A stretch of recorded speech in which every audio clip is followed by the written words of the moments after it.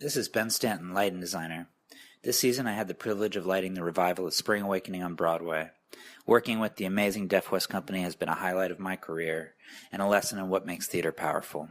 I'm deeply grateful that the production and my work were recognized by the Tony nominating committee this year. And now here's Ken with the podcast. I wanna be a producer with a hit show on Broadway. I wanna be a producer. Hello, everybody, on the Producer's Perspective podcast. Welcome back to the show. So my introduction to today's guest was seeing him play the lead role as Ed Kleban in the beautiful musical A Class Act. If you don't know it, go check it out. So I remember watching the show and falling in love with this performance and with the production and thinking, who directed this show? And wouldn't you know it, it was the same guy. And then I looked again at the title page and noticed that he wrote it too. That talented man is none other than triple threat actor, author, director, Mr. Lonny Price. He's here today. Welcome, Lonny. Thank you. I have to say I co-wrote it with Linda Klein, just a full disclosure, but thank you. We'll give her props there as well. Yes, please. So Lonny also directed the revival of 110 in the Shade on Broadway, Lady Day at Emerson's Bar and Grill with Audra McSick-Tonys, however many she's got now. He just got back from London where he directed Glenn Close in Sunset Boulevard, which has got a whole bunch of people talking about a transfer. Maybe he'll give us a clue on that later. Directed a ton of these incredible musical concert of shows like Sweeney Todd with Patti LuPone, Candide with Kristen Chenoweth, Company with Neil Patrick Harris and Stephen Colbert, and a lot more. He's worked with everybody, this guy. Lonny. Yes, I'm exhausted from hearing that. How did you get started on this exhausted career of yours? Well, I grew up in Queens and was taken to shows when I was a kid. You know, nice Jewish boys go to matinees of musicals when you grow up in New York and your parents are that way inclined. So I've been taken to the theater since I think for my 4th birthday I saw Oliver, the original Oliver at the Imperial.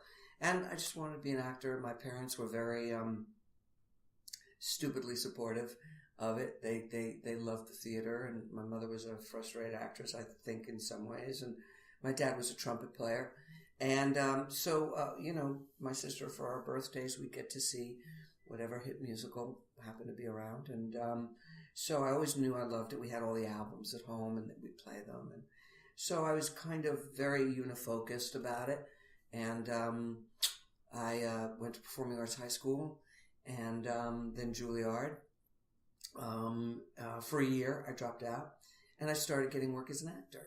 So that's really, before that, as you well know, I wrote to Hal Prince and worked for him in his office as an office boy. After school, after Performing Arts High School, I'd go over there in the afternoons and in the summer.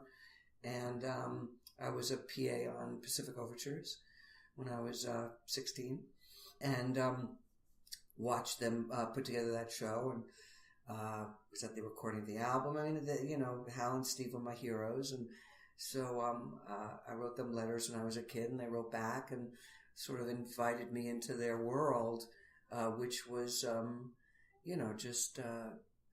it's like a kid saying, asking a kid who likes stars, do you want to go to the moon? And I was invited to the moon. And so I guess the last, 40 years, I've been trying to stay there. So it's been I've been doing this a long time when I think about it. And obviously you were involved with Mr. Sondheim as an actor as well, one of your first big breaks as an actor. Oh, yeah, sure. Yeah, Merrily, absolutely, which is a huge fantasy come true. In fact, I just finished a documentary, which will be out, I think in the fall, called Best Worst Thing That Ever Happened. And it's about the making of Merrily and what happened to all of us in it. And it comes out, I think, in the fall. So I've been reliving a lot of that in the last... Actually, I've been working on that for 7 years, but finally, I think we finally have a cut that we all feel good about. So I hope it'll happen. No, I know it'll be out, but so yeah, Merrily was a huge, amazing dream to get to do that. But it didn't work. No. So tell me about that experience of like, oh my God, this amazing dream. You're working with the people that invented the space shuttle to get people to the moon. Indeed. And then it didn't work. How was that for you? And being around all of them? We were very protected, honestly. I mean, Hal was very, Steve wasn't around a lot because he was writing, but Hal was very, loving to us and kept us really protected. I mean, now, looking back now, because I'm a little older than they were when they wrote the show and directed the show, the pressure they must have been under must have been just ridiculous. But they never showed it, and they never let us feel like we were letting them down. If anything, it was always how, certainly after the opening film, he let us down. And he still feels that way. It's like he let the kids down. He came in my dressing room the night after we opened. He said, I wanted to give you a hit. I'm sorry I didn't give you a hit. I think I gave you a good show, but I didn't give you a hit, and I'm sorry. And that was Hal, but he was, like an uncle. I mean, I've known him since I was, 14 years old, and they were just great. But we worked really hard. There were a lot of changes always. I think looking back on it that they would not have, given that many changes a day to adults. I think adults would have said no, but we were too stupid to say no. I mean, we were just whatever they, jump how high, whatever they wanted, we did as best we could. But they worked really hard. I mean, it was a real lesson. It got postponed 2 or 3 times because the lead was fired and then the choreographer was fired. And, it was right in the middle of the fishbowl. And they just were on fire with making it better. And I guess if you ask me, the truth is I always thought they would. So I knew that it was problematic after the first preview. Actually, after the Gypsy Run, where it was very clear something was not good. But I always thought, well, it's Hal Steve, they'll fix it. And I honestly never was worried about it. And, really worried about it. And was very shocked when the closing notice went up so quickly, because I'd worked on Pacific Overtures and they ran that 6 months. And I thought, well, we'll run 6 months. I mean, Pacific Overtures, that's got to be a harder sell than, well, no, apparently it wasn't. They didn't, and Hal has often said too, is that, the audiences were unhappy with it, and he didn't want to put us through half houses and disgruntled audiences, and he didn't want the kids, we were the kids, didn't want the kids to go through that. And, but we just loved doing it so much, we would have done it for 3 people. 3 people in the audience, we wouldn't care. It was very depressing, very devastating when it closed, and mostly because I just wanted to do it more. I just loved doing it. I mean, I knew very well as an actor I'd never get material that good, and I didn't. And there isn't, really. It spoils you. You have Stephen Sondheim writing songs on you, and you get pretty spoiled pretty fast. Have you ever directed it? No. Would you? No. Never? No. The film is as close to it as the film about it is as close to it as I think I'm going to ever get to it. I just think there's just too much in the way of me and it. And also it's very different now. They've rewritten it so extensively. It has very little to do with what we did in large ways. And, no, I'll once in a while I'll go to a production of it. I just saw one at Yale, that, Ethan Hurd directed, who assisted me on some stuff. And he did a fantastic job. But it's hard for me to look at it without just being immersed in sense memory and emotions, and not even sad or particularly depressing emotions, but I can't watch it. It's too connected. And yeah, like I said, the film that's my statement about the experience, and I think that's enough. When did you start to think about doing something else besides acting? Well, I only wanted to be an actor for my whole life, and then I was working at a little theater, which is now the Citizens Brigade Theater on 28th Street, off 8th, between 8th and 9th, and at that point it was the American Jewish Theater, and before that it was the Roundabout. It was their original space, and it was under a supermarket and like an 8-foot ceiling, maybe a 10-foot ceiling. You could touch the lights. Well, I couldn't, but if I stood on a chair, I could. I was doing a play called The Immigrant, and the artistic director there, Stanley Breckner, said, do you have some suggestions? We're doing a musical next. You have some suggestions for us for a director? And I gave him, several, and he said, what about you? And I swear to you, Ken, it had never occurred to me to be a director, ever. It wasn't anything I had any interest in. I didn't study it. I didn't know anything about it. I don't think I particularly paid attention.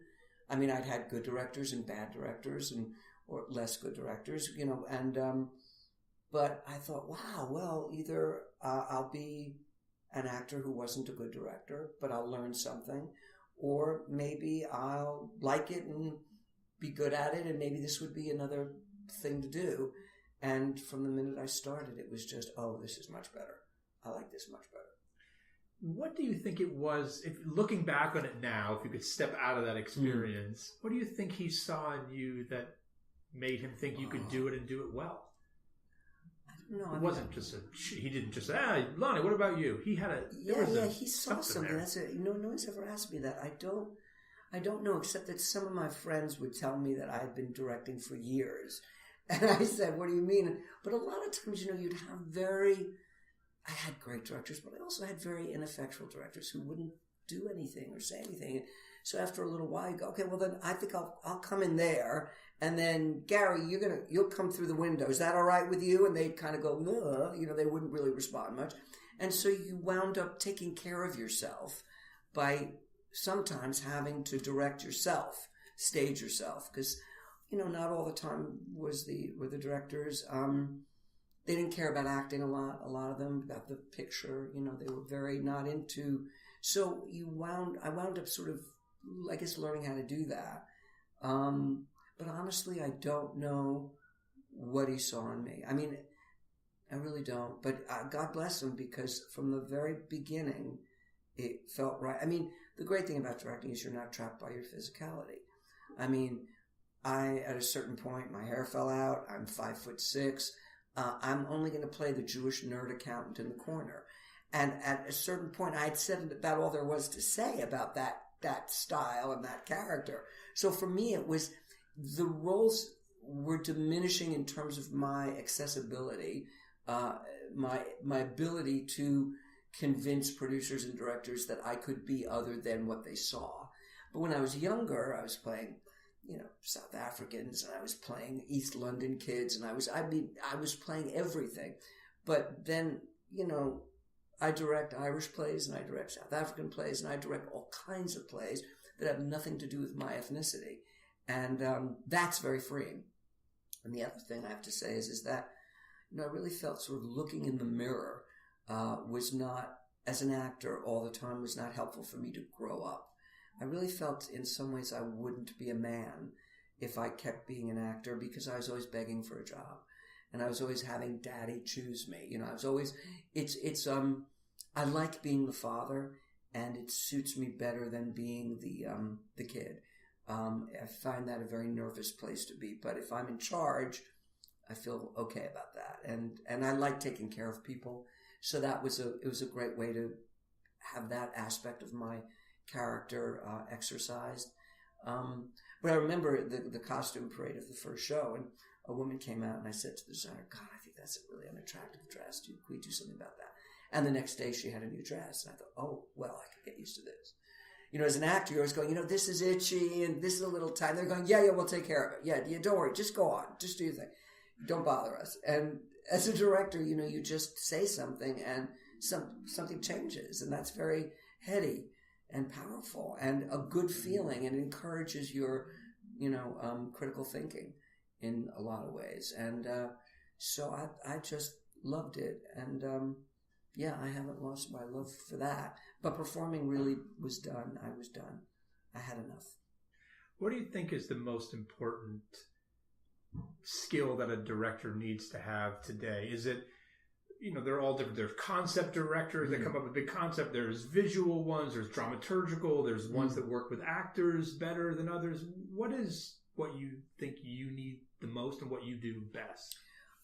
Well, I think you need a combination of all of those to a greater or lesser degree.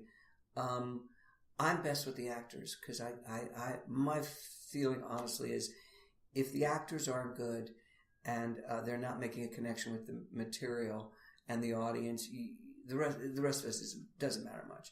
A great lighting cue does not save a show, and a great set doesn't. And there's a director who I won't tell you his name, and he came back and he told me, I just did this great production of Midsummer. The acting was terrible, but it was great. And I always thought, well, what was there's good lighting? What was the great production you did?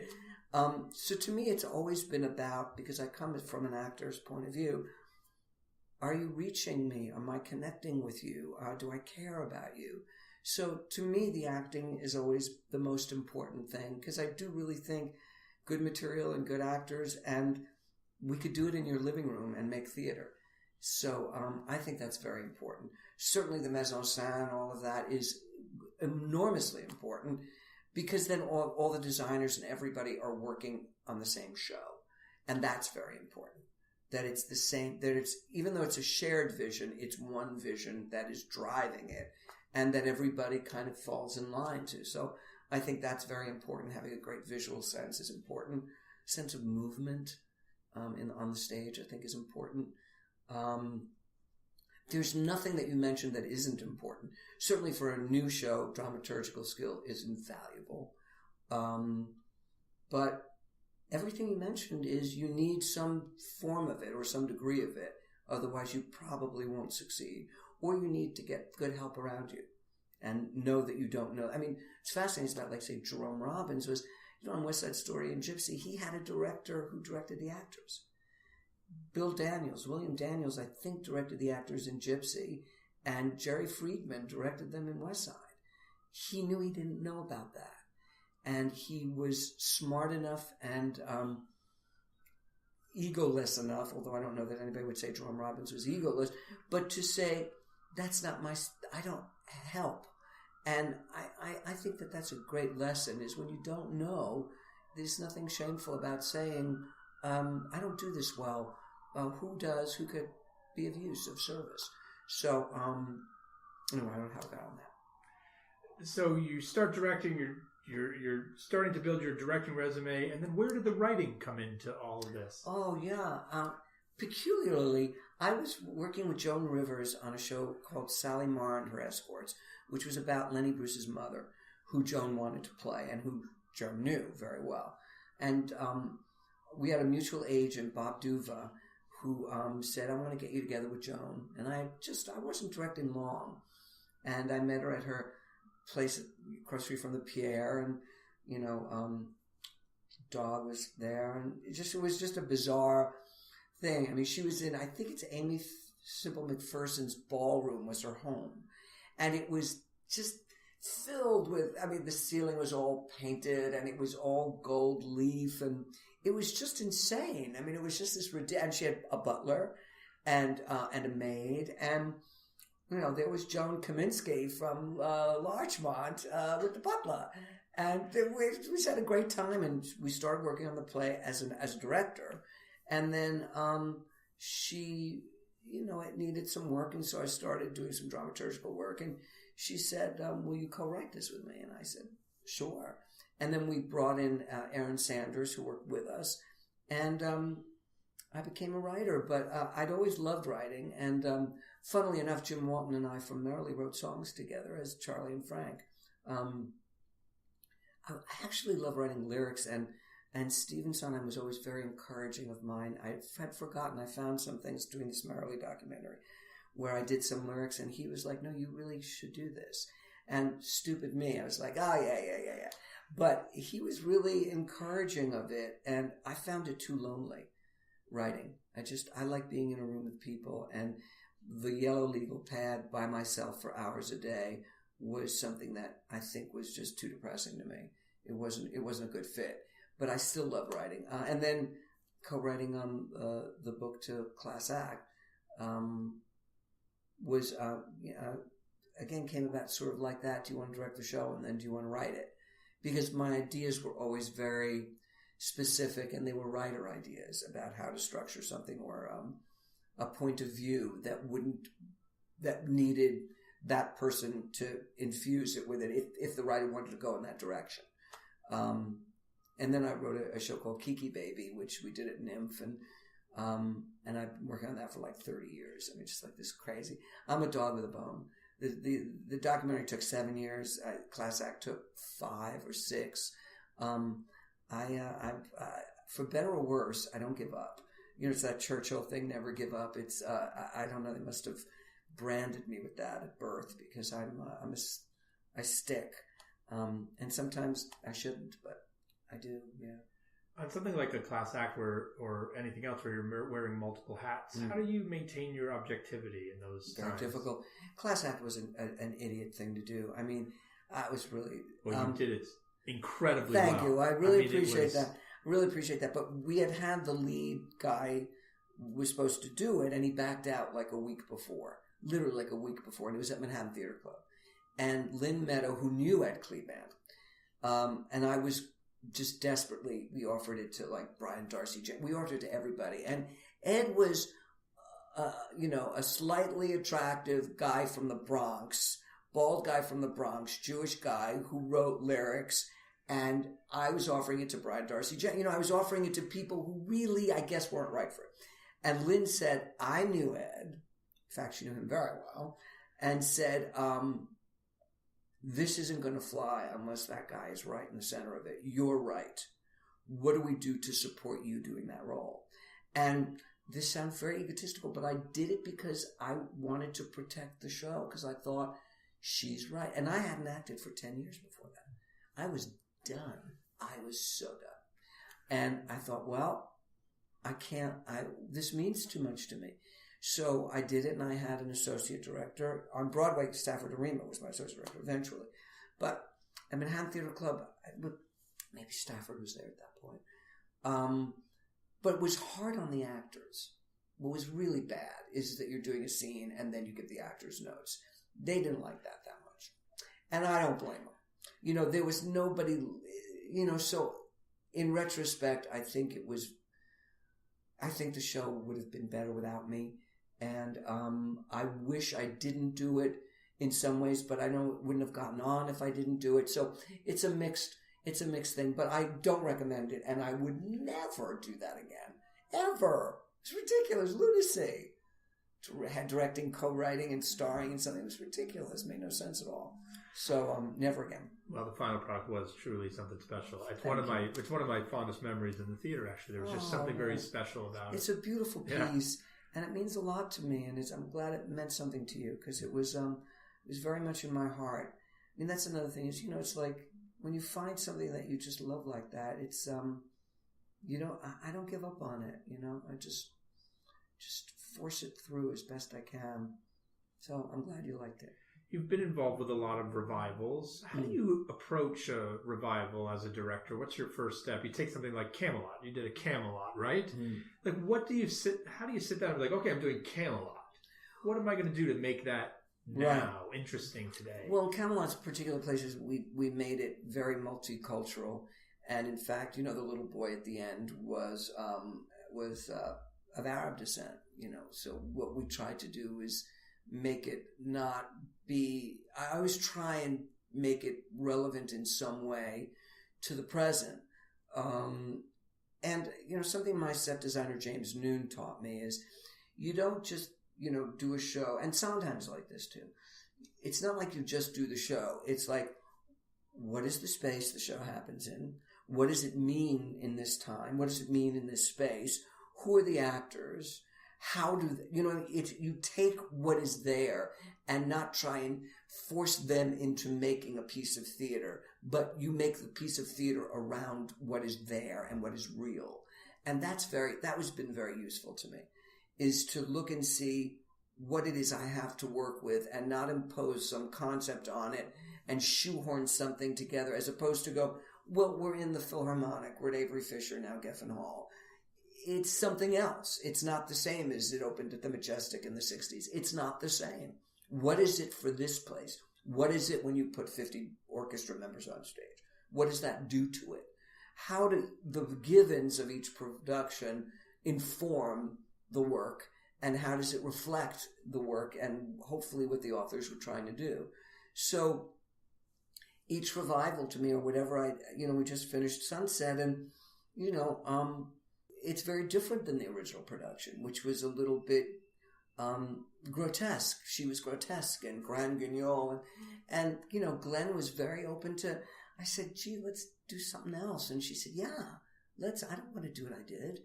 And so we deconstructed it, and it's much more a love story now. And it's sexy because they're doing it. And the difference in 1950 when the film came out between a 50-year-old and a 30-year-old, it was very, it's not like that anymore. There are a lot of relationships that work with a 20-year split. And so it's about this middle-aged woman trying to fight for her life. And yeah, she's crazy and she goes crazier, but it's not this really bizarre story. It's a love story. It's a triangle. And kind of moving. So we investigated the humanity of it, which is what interests me, is what's actually going on? What are the feelings? What do people need? What are they getting? What are they not getting? What are they frustrated about? What do they want? She's holding on to her past because she has no present, and is terrified of her future. And a lot of people can relate to that. And certainly a lot of women in our country and in the UK as well, where there's so much ageism going on, and particularly for women, and they're invisible. And certainly in Hollywood, you're invisible at 35, let alone 55. So it's what interests me about the piece is almost always the relationships and the humanity and bringing that out. And hopefully not in a sentimental way, but bringing out the truth of it and the universality of it, which makes an audience respond to it. But they respond to the people. The other thing is I've in some ways been lucky, not lucky, but because I don't get big budgets for sets, I think that if you give someone a suggestion of something, that allows the audience's participation. If you give them everything and the proper ashtrays and that's a movie. But then they don't have to work at all. But if you just drop a huge chandelier in an empty stage, they fill in the rest of it. And their participation is required, and it's an active form of theater. So the minimalism that my shows have, due to budgetary concerns, because of these concerts or whatever I'm doing, or limited runs in general, forced me to be more creative and forced the audience to be creative with me. And I think that that's real theater. I mean, I try to do that as much as I can. But investigating the revivals, it's all about what's real, what is real today, and how does it relate to us today. Because I think if you're doing a museum piece, that doesn't interest me very much. Can we get a little gossip on Sunset? Do we think it'll make it over the Atlantic?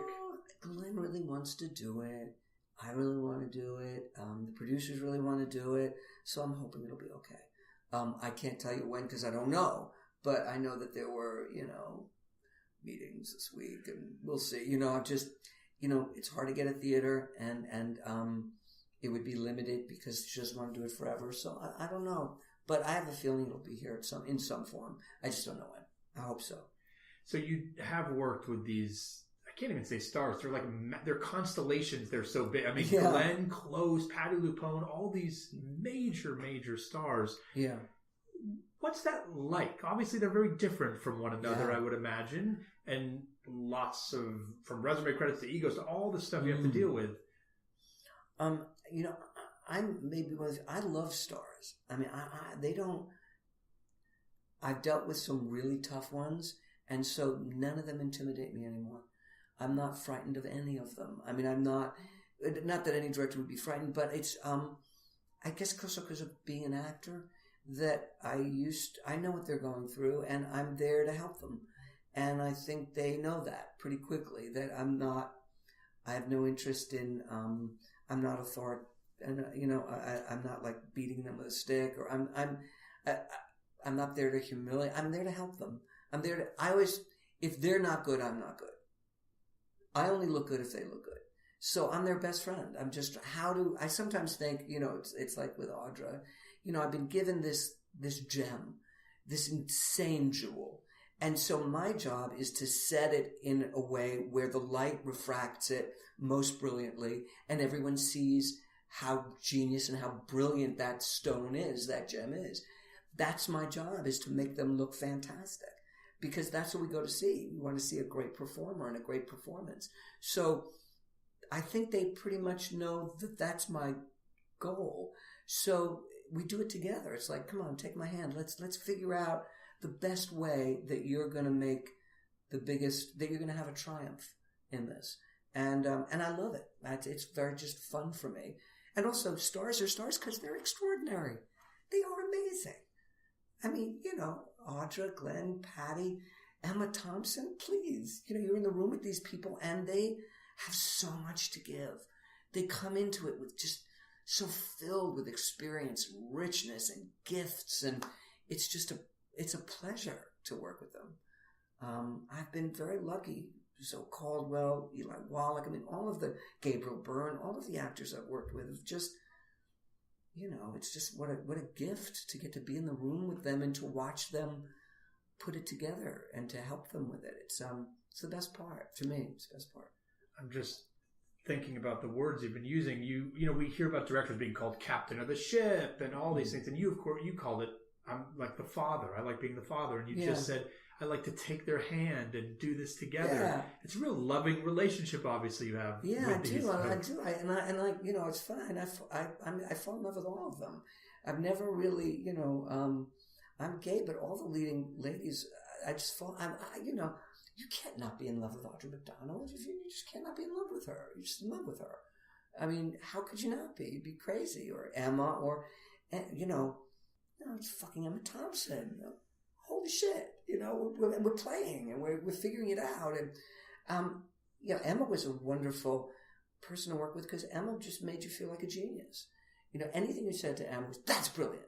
Well, then you become brilliant because you go, oh, shit, Emma Thompson thinks I'm brilliant. Okay, well, how about this? And she go, even more brilliant. So it's the support you got from Emma in the room made you better than you were.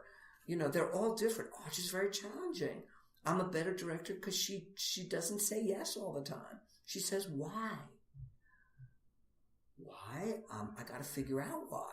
And I got to make sure it's smart. Because if it's not smart, she doesn't want to do it. And she's right.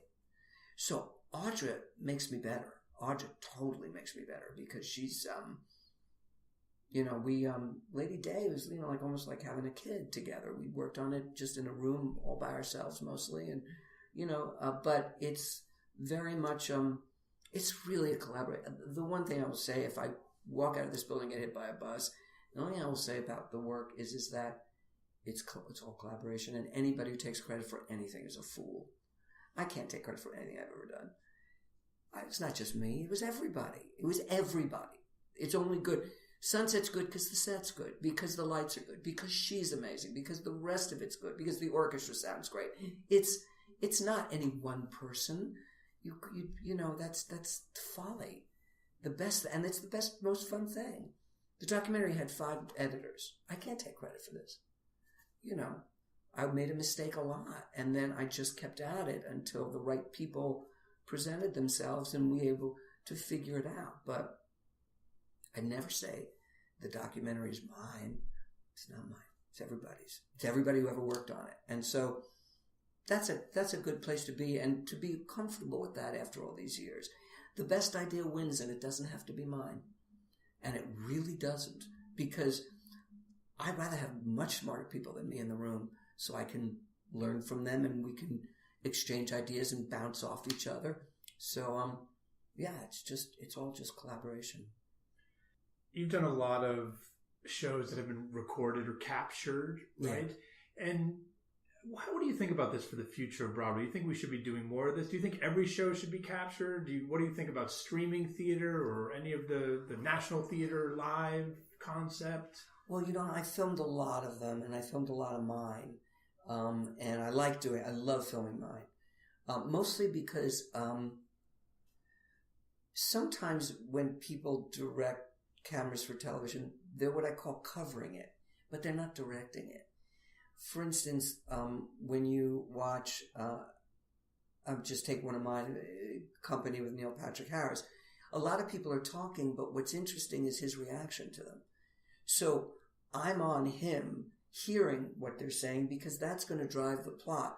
Someone who was just capturing it would be on the person talking because that would be the logical way, but that's not directing it because I want subliminally you to get inside his head, which is where I think this is happening. So there's directing and there's covering.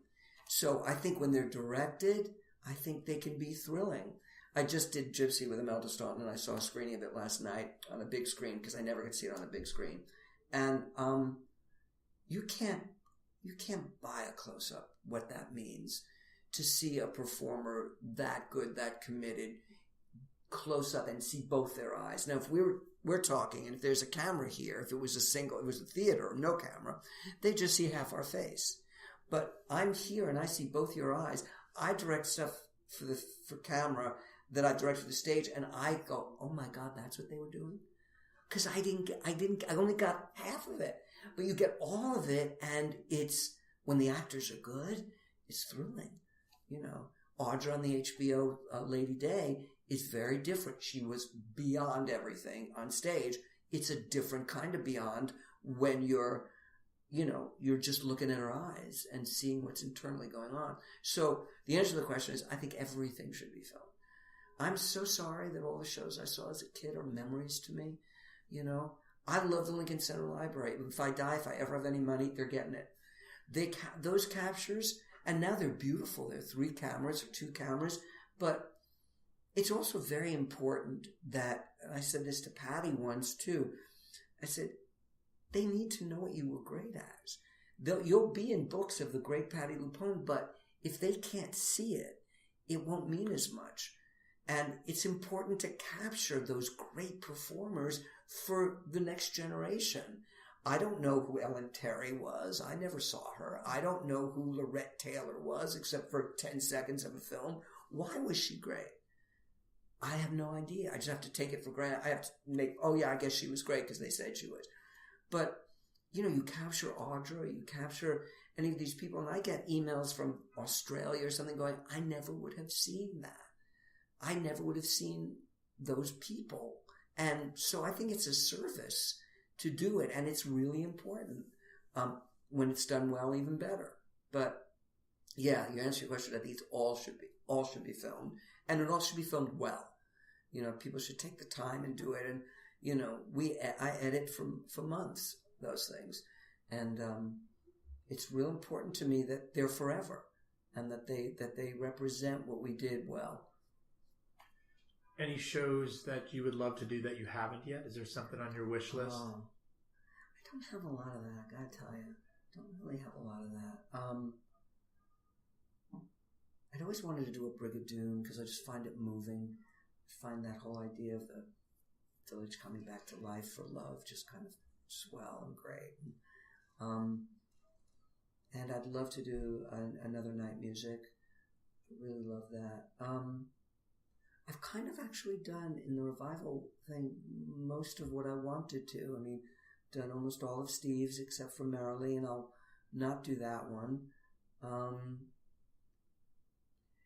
What excites me is, is kind of like performers. Like I love looking for things for Audra, looking for things for Emma. That excites me, is that when I find an actor that I love, thinking, what else could we do together? So a lot of time they're actor inspired. Gabriel Byrne and I keep wanting to work together again, and like, what would be fun for Gabriel?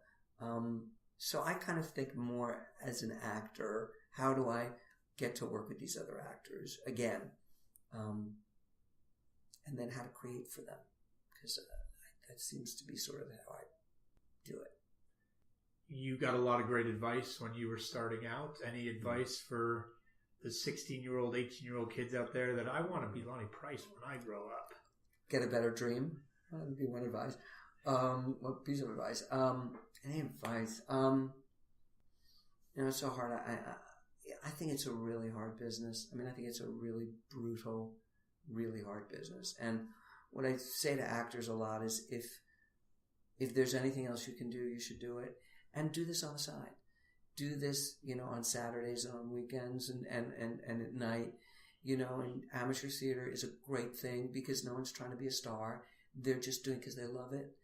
And I think it's really, I clear rooms. I'm not the most positive person, even though I've been very lucky. I find it, I think it's a very painful business, a very frustrating, painful business filled with a lot of desperate people. And it's hard to maintain your sanity in it and your presence of mind, and I think it's really hard. So to me, it's like theater can be done anywhere, and thinking that it only happens in these 20 blocks, I think is not real. It's not true.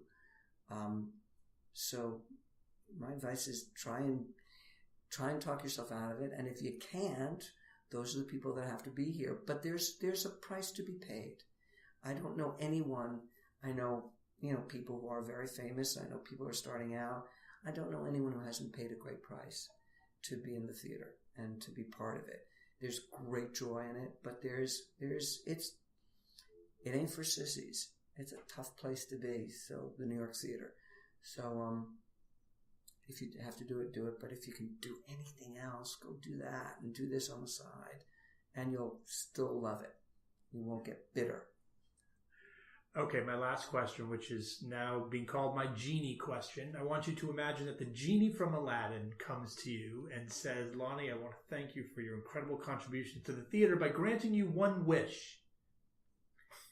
And the genie asks, what's the one thing that drives you so crazy about Broadway, that makes you mad, that keeps you up at night, that gets you so angry that you'd want the genie to wish away?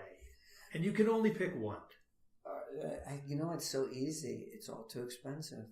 It's just easy. It's just, you put a set into a theater for $1 million and you take it out for $1 million. $2 million of your budget has gone to put something in and take it away.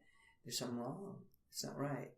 I'm in cabs where people talk about, older men talk about how they used to love to go to the theater and they can't afford to. Talk about when they saw a pajama game or that, and when's the last time? Oh, I haven't been in a long time.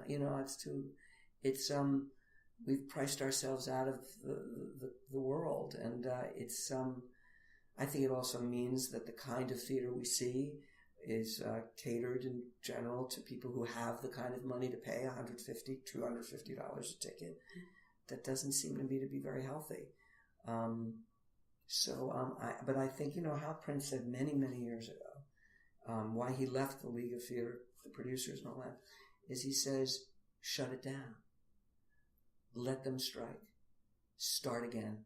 This isn't working, and it's going to get worse. But, people didn't want to stop the profits of Cats at that time or whatever it was. There's hundreds of thousands of dollars. Just give it. It's fine. It's all right. Well, now it's $1 million to put the show in, $1 million. And I don't blame the stagehands because I love the stagehands. But there's something wrong. And it does not encourage creativity. And it certainly doesn't encourage new writers and new composers and lyricists, because who's going to take a chance to spend $12 million on a maybe? So then we get branded things and things that have been rehashed from other sources and things and that's not the theater I grew up loving. So I think we need to stop and figure it out. I don't think that will happen because it's best season ever. I love that. Well, the ticket prices just went up. Of course it's the best. You made more money. The tickets are more expensive. But, it's totally ridiculous. But it's all that sort of propaganda, too, about, Broadway is doing well, but what are we putting on? And how much of it is good? And are we just catering to tourists? And I don't know. I think there's something sad. But then a Hamilton will come along and you'll go, it's alive and vital and great. But not enough chances being taken, and I don't blame the producers because I just think it's too much money. So when I was a kid, I stood through Pippin for $2 at the Imperial. I know it's a long time ago, but now it's $80 or something. I don't know what it is to stand. It's a lot of money. That's too much money to stand through. How do you inspire people when? And the other thing is, then they only see one show a year, and then it's just all bad. So I wish the ticket prices were half of what they are, and I wish the shows cost half of what they cost, and then I think we'd get a lot more interesting shows happening. That's my wish. It's my wish. I want to thank you so much for that terrific answer. Do you agree with? Is that part of your genie wish? Listen, I think Hal had a very good thing going for him when he said that. And it's no one's fault, because the problem is we were built on a foundation that has crumbled a little bit. We just keep stacking floors on top of this foundation instead of addressing the underlying issues for everybody. Yeah. And that's when you just keep building another floor on top of it and don't address what's underneath. No, and then years have, sorry, well, maybe you'll solve it, Ken. Well, and with that, we'll say thank you so much for sitting down with us. Thanks to all of you for listening. Don't forget to subscribe, and we'll see you next time.